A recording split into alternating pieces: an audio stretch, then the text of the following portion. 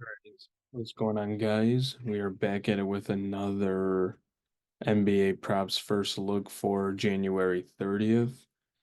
Recapping yesterday, it was a success. I didn't really watch any of the games, if I'm being honest, but we had Brandon Ingram over 5.5 assists, and then Jamal Murray over 32.5 points and assists. Uh, Ingram got six, Jamal Murray had like 34 points on his own, so we didn't really need the assists, but we'll take it. It's kind of been a while since I've really hit something for these YouTube videos. Kind of like I've said at the beginning, you just got to move forward.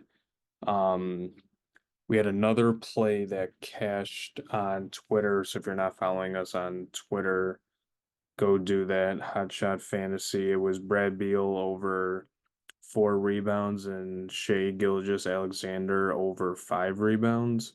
So pretty solid day there. So same thing as usual. We're gonna build a two-leg parlay card on PrizePicks. And like I always say, you can tail on PrizePicks, sleeper, underdog, ParlayPlay. You can bet them straight on the sports books or parlay them on the sports books.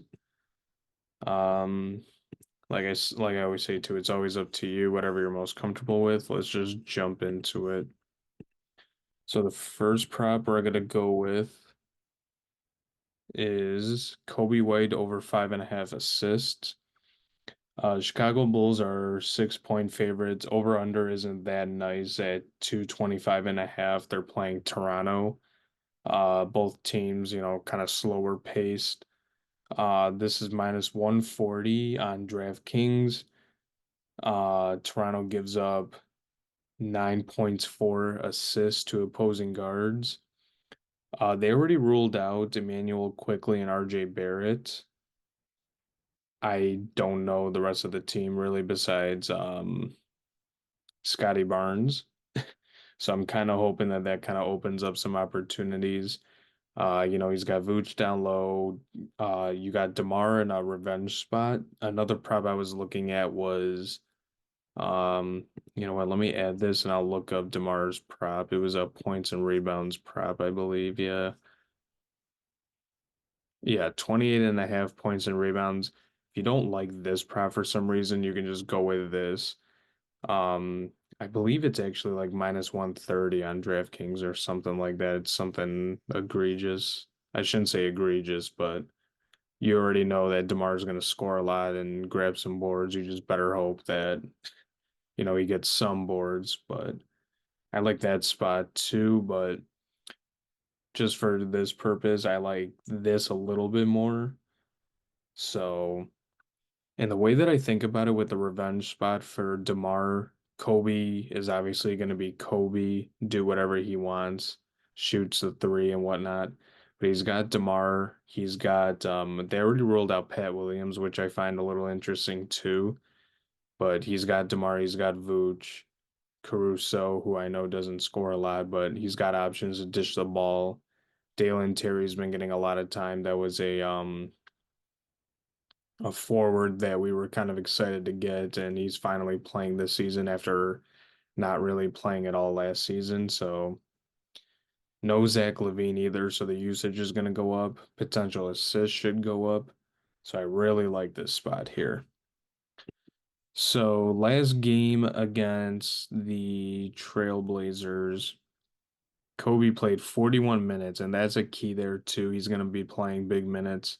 So we got checked out at the 240 mark at the end of the first quarter. So from the 10:01 mark all the way to the 4:13 mark, he played, got a little bit of a break here. And then, from the 3:16 to 7:54, got a little bit of a break. And then played from the 7:10 mark all the way to the end of the game.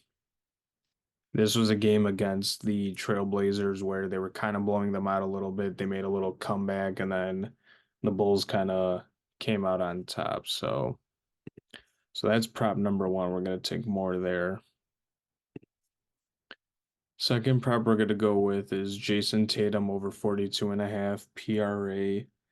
As of right now, the Celtics are 5.5 point favorites with an over-under of 241.5.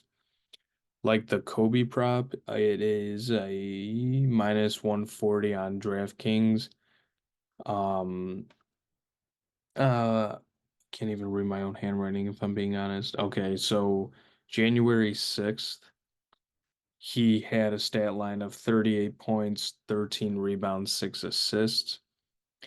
The Pacers give up 27 points, 10.5 rebounds, 3 assists to opposing forwards. He usually starts off at the four, and then the rotation is kind of weird depending on fouls and whatever. When I pull up the um, popcorn machine, I'll show you what I mean. Um, Something else I wrote down. I mean, we all know it's going to be kind of a high-paced game because of the Pacers and Celtics. But something else that I think helps us in this spot is Tyrese Halliburton is back. They played him the one game and then they sat him out for like four. I don't know if it was just injury management to not like ramp him back up, try to make him play a full run of minutes. I don't know what it is now in terms of is he 100% he's going to be playing like with no limit restriction, but 5.5 point favorites with an over under of 241.5. I'll gladly take that any day of the week.